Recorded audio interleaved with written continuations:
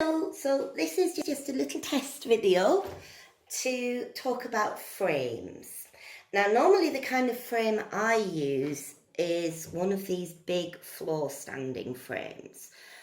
Mine are all ancient. The one I'll be showing you in a moment is about 30 years old and it's pretty tired. It's been reassembled several times, but these are pretty easy to use and you don't need a lot of space to use one.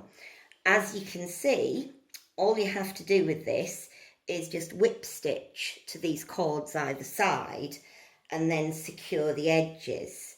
Now to do that, I would always recommend using a diagonal stitch because then you're placing less stress on the edge of the canvas. You can also bind the edge of this canvas if you wish, or you could go along it with a good sturdy machine stitch just to reinforce it. But once you've tightened it with these screws here to as much as you want it, you just go round and round with your lacing cord and secure either side. So those are pretty easy to use. And once you've got that lacing cord in, you might find it's longer than you think, because once you've got it in, what you do is just pull it out as much as you want it. Now, don't worry about distortion on the first edge, because when you pull the other edge out, it will flatten it all out and it'll be fine. So that's a really quick and easy setup for a frame. These take minutes to set up. Obviously, not everybody has one of those, so I've also set up a selection of frames here that you can use. Obviously, what a lot of people have is a traditional slate frame. I tend to only use these when I'm away from the house. As you can see, I've lost the pins on mine again. What I tend to use for classes when I'm teaching is variations on a frame like this, which, as you can see, this is just a square frame of wood, which I've then laced the canvas onto. This one's been on for quite a while and it's a little bit wobbly, so I'd probably relace that before I used it. If you don't have a floor standing frame or a slate frame or a frame like this, you can use, at a pinch, a picture frame. You just need to find one that's slightly bigger than the piece that you're going to do. You need to make sure that it's not a wobbly, rickety old one. I'm not actually going to take this one apart because it's got a piece in it that I want in there. But all you have to do to use a picture frame is to remove the backing canvas here and get yourself a pair of pliers and take out these little staples. And then you can use a frame like this exactly as you would one of the wooden frames. Now, for quickness and demonstration purposes, I've got this small frame here, which I'm going to show you how to tension a piece of embroidery in this one. Now this one's only 8 inches square, so it's a tiny, tiny little piece of fabric that goes into it. So what we're using to lace up is, if you wanted to be strictly authentically medieval, then you'd probably use a linen thread. One of the problems with linen, though, is that if you have changes in atmospheric humidity, linen is very, very thin when it gets damp. So I find cotton is just a little bit more reliable. It doesn't move around as much. This is actually, the stuff I regularly use is DMC Pearl 5 cotton, but I buy it on these big rolls like this because they actually make it as a crochet cotton as well. So whereas a little hank will cost you about £2, this started off about that big and was about a £5. So it's much more economical if you're lacing frames a lot of the time to use the stuff that they sell for crochet.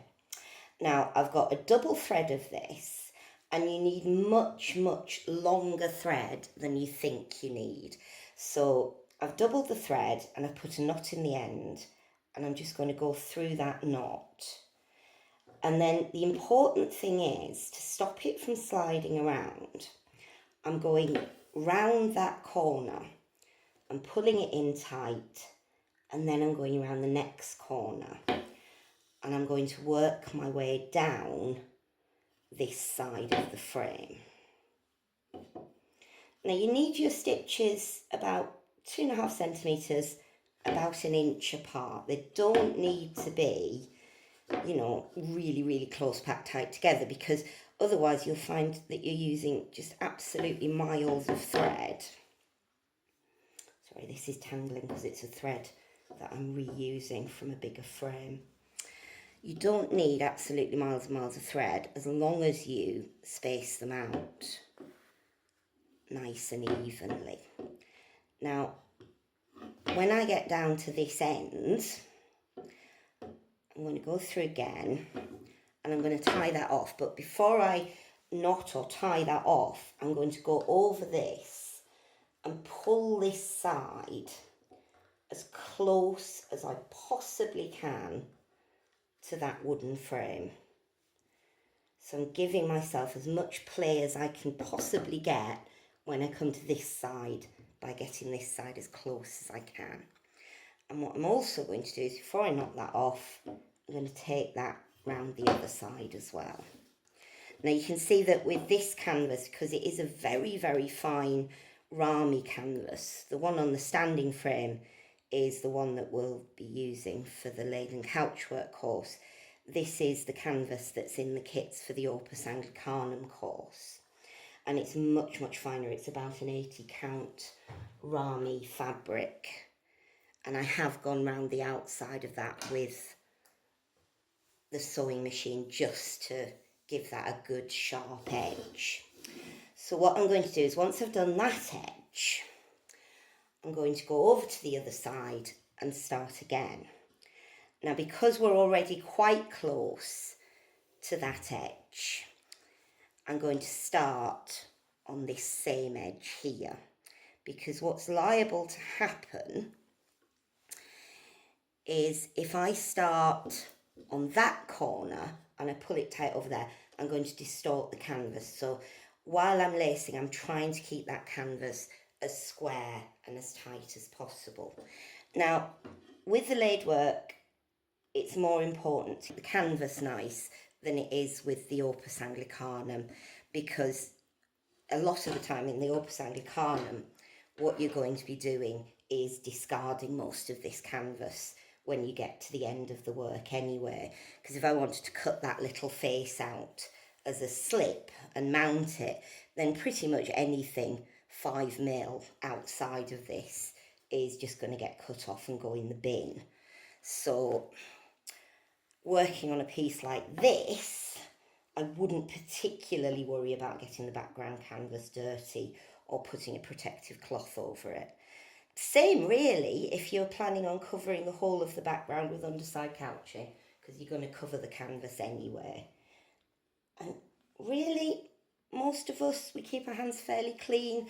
We're not going to get it that mucky. So there's no need to be paranoid about, you know, making a little postage stamp in the middle that you're going to work through.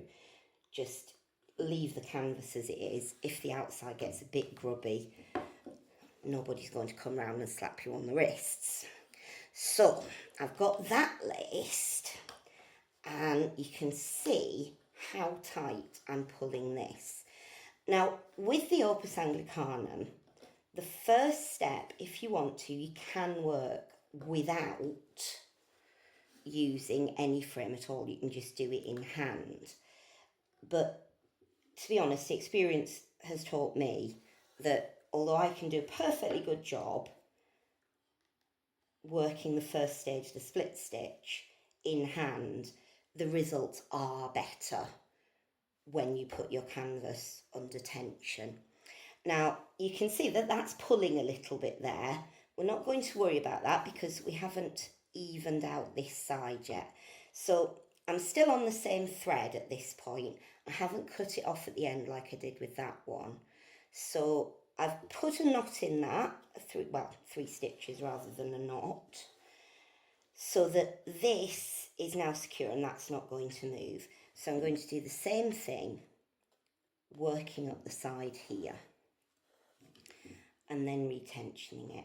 And then it's just a case of working the fourth side. But you can continue on using that same thread. This is often easier if you put it hanging over the side of the table if you're doing it yourself, but I'm trying to keep it within view here. So I'm really tightening this though. And you'll find that if you're doing the Opus Anglicanum, once you get to your underside couching, one of the real keys to getting underside couching right is having your canvas under really quite an extreme level of tension. And I'll explain more about that when we get to it. So I'm just going to finish off that with 2 stitches and then a knot, because I don't want that coming undone when I'm working on this little frame. And then go back and do that fourth side. I just realised that I haven't mentioned hoops at all. That's, to be honest, because I never use them. I don't like the way they hold very sloppy tension. You can use a hoop if that's all you've got, but if you're doing the Opus course, I'm going to give you a little word of advice to that when we come to the underside couching, because you might need to use your hoop in a new and different way to get the level of couching, the level of tension rather, that you need for underside couching. So I'm going to put that through there. Now you can see that as I've pulled it out, that's gone completely flat now. And I'm really pulling out this, but when you're pulling at it, don't yank at it, because that's how you break your thread and it's how you rip the side of your canvas. Note that when I'm pulling on it, I'm not pulling on this end here and pulling the whole of the thread. I'm pulling purely on that little bit there.